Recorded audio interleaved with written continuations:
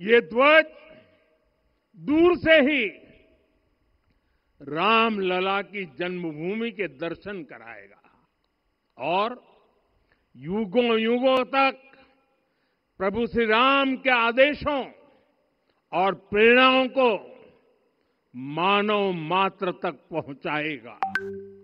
साथियों, मैं संपूर्ण विश्व के करोड़ों राम भक्तों को इस अविस्मरणीय क्षण की, इस अद्वितीय अवसर की हार्दिक शुभकामनाएं देता हूं। मैं आज उन सभी भक्तों को भी प्रणाम करता हूं, हर उस दानवीर का भी आभार व्यक्त करता हूं जिसने राम मंदिर निर्माण के लिए अपना सहयोग दिया। मैं राम मंदिर के निर्माण से जुड़े हर श्रमवीर, हर कारीगर, हर योजनाकार, हर वास्तुकार, सभी का अभिनंदन करता हूं। साथियों, अयोध्या वह भूमि है जहां आदर्श आचरण में बदलते हैं। आज उस यज्ञ की पूर्णाहुति है जिसकी अग्नि 500 वर्ष तक प्रज्वलित रही। जो यज्ञ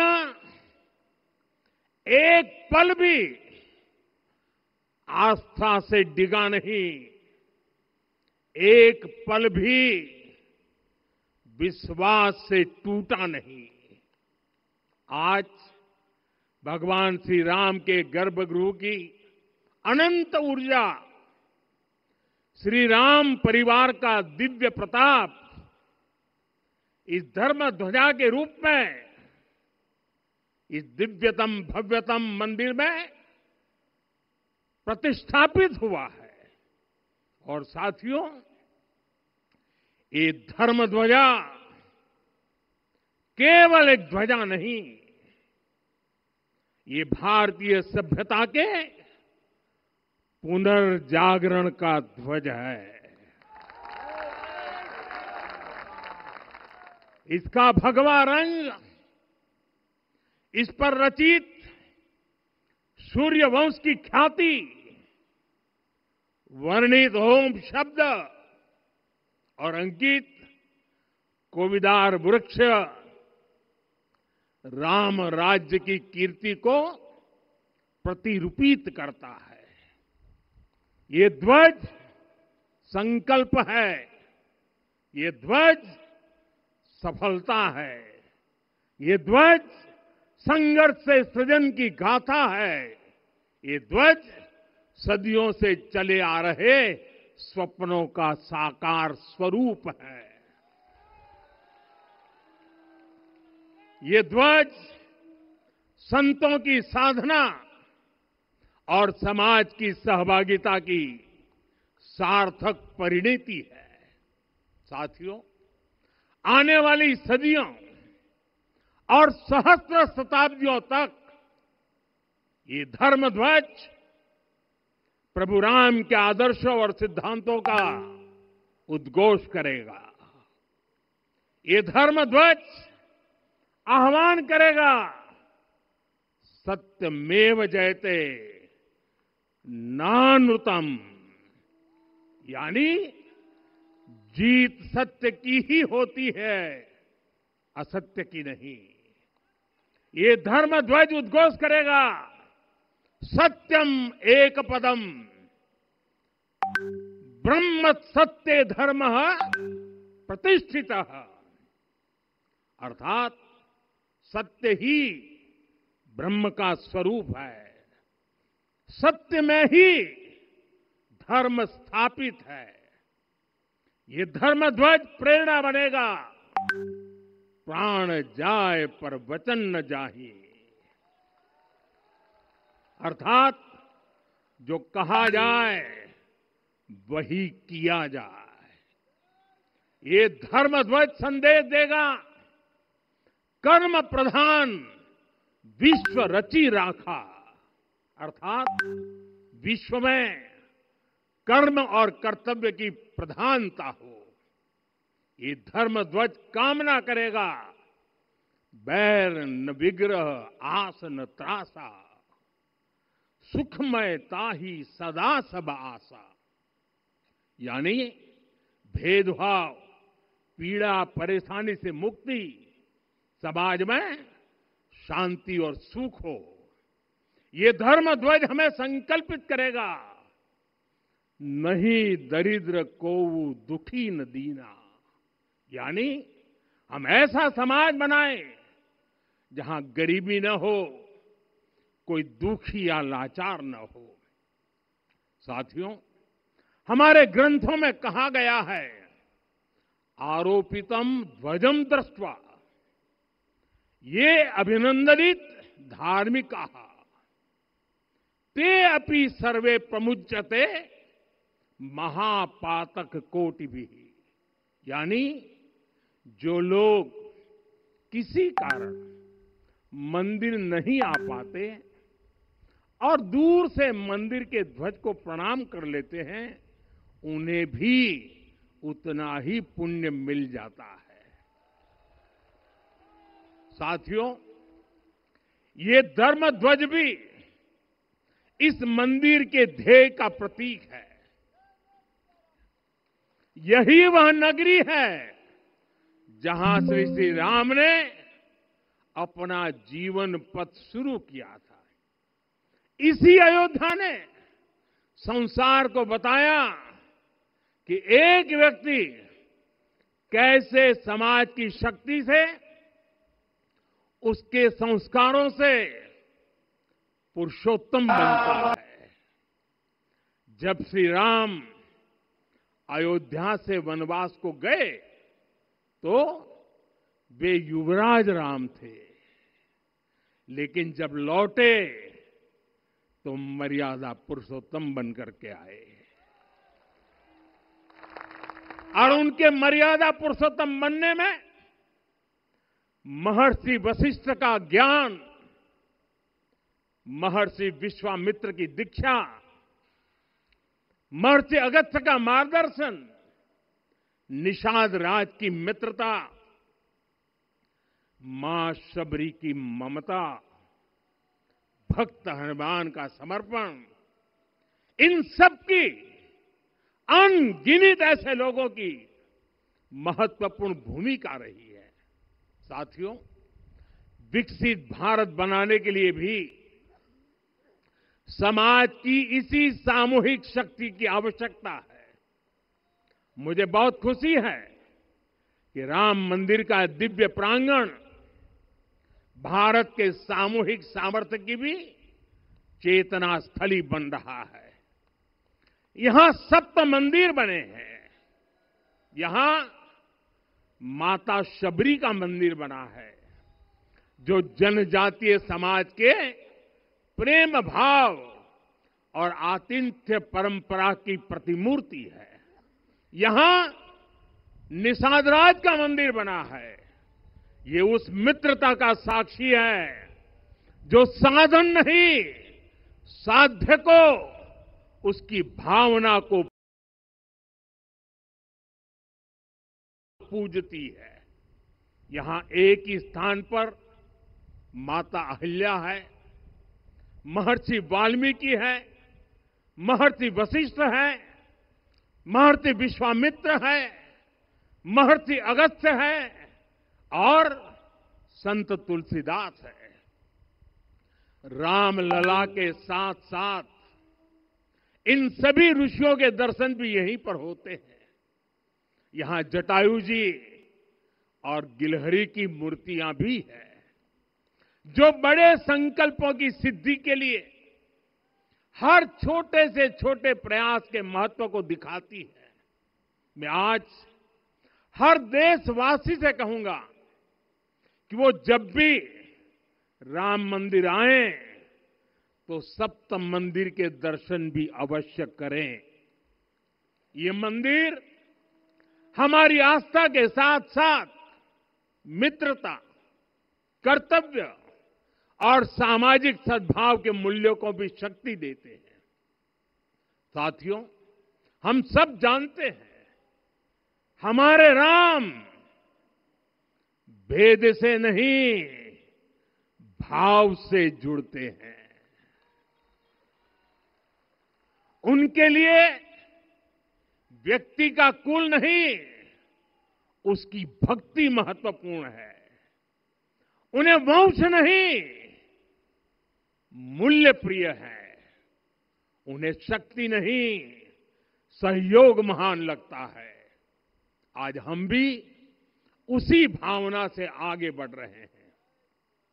पिछले 11 वर्षों में महिला, दलित, पिछड़े, अति पिछड़े, आदिवासी, वंचित, किसान, श्रमिक, युवा, हर वर्ग को विकास के केंद्र में रखा गया है। जब देश का हर व्यक्ति, हर वर्ग, हर क्षेत्र सशक्त होगा, तब संकल्प की सिद्धि में सबका प्रयास लगेगा। और सबके प्रयास से ही 2047 जब देश आजादी के 100 साल मनाएगा, हमें 2047 तक विकसित भारत का निर्माण करना ही होगा। साथियों, रामलला की प्राण प्रतिष्ठा के ऐतिहासिक अवसर पर मैंने राम से राष्ट्र के संकल्प की चर्चा की थी। मैंने कहा था कि हमें आने वाले 1000 वर्षों के लिए भारत की नींव मजबूत करनी है। हमें याद रखना है, जो सिर्फ वर्तमान का सोचते हैं वो आने वाली पीढ़ियों के साथ अन्याय करते हैं। हमें वर्तमान के साथ साथ भावी पीढ़ियों के बारे में भी सोचना है, क्योंकि हम जब नहीं थे ये देश तब भी था, जब हम नहीं रहेंगे ये देश तब भी रहेगा। हम एक जीवंत समाज है, हमें दूरदृष्टि के साथ ही काम करना होगा। हमें आने वाले दशकों, आने वाली सदियों को ध्यान में रखना ही होगा।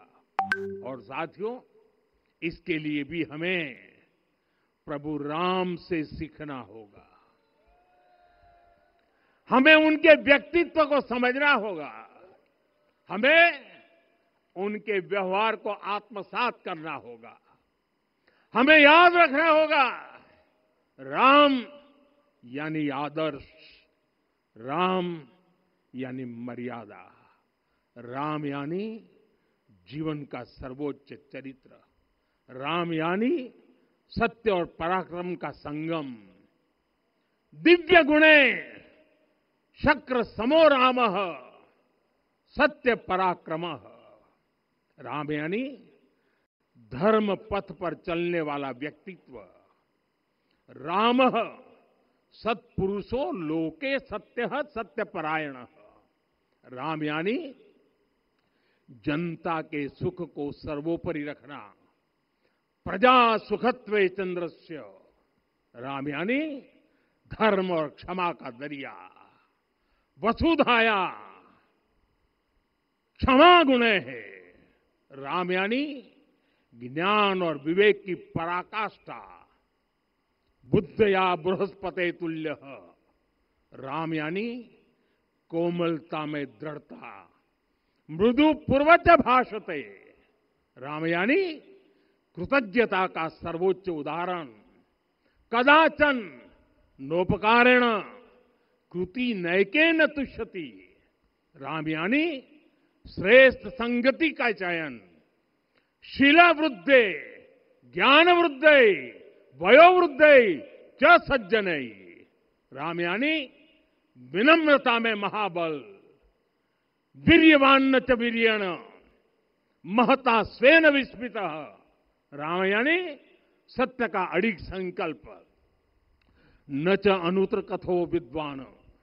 राम यानी जागरूक, अनुशासित और निष्कपट मन। निस्तिंद्र अपम्रत च स्वदोष परदोषवित। साथियों, राम सिर्फ एक व्यक्ति नहीं, राम एक मूल्य है, एक मर्यादा है, एक दिशा है।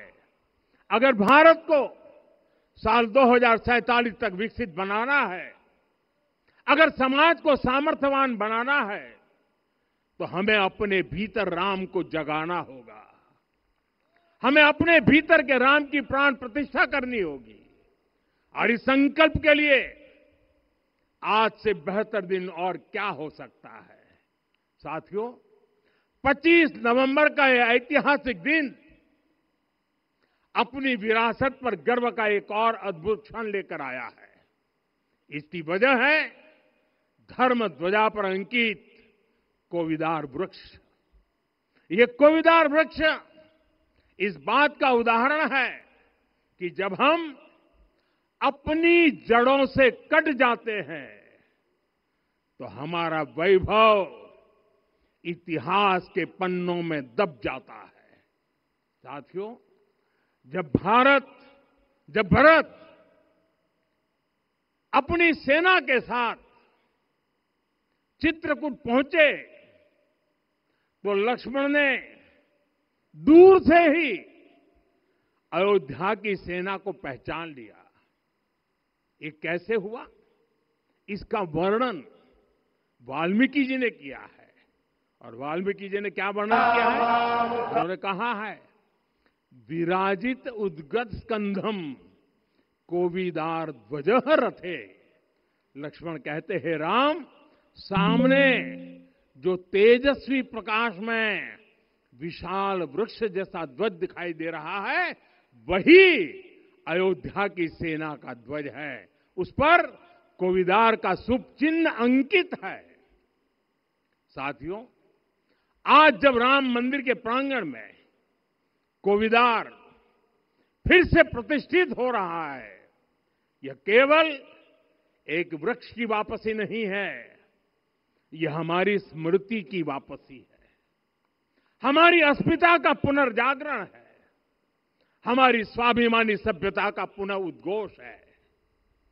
कोविदार वृक्ष हमें याद दिलाता है कि जब हम अपनी पहचान भूलते हैं तो हम स्वयं को खो देते हैं, और जब पहचान लौटती है तो राष्ट्र का आत्मविश्वास भी लौट आता है।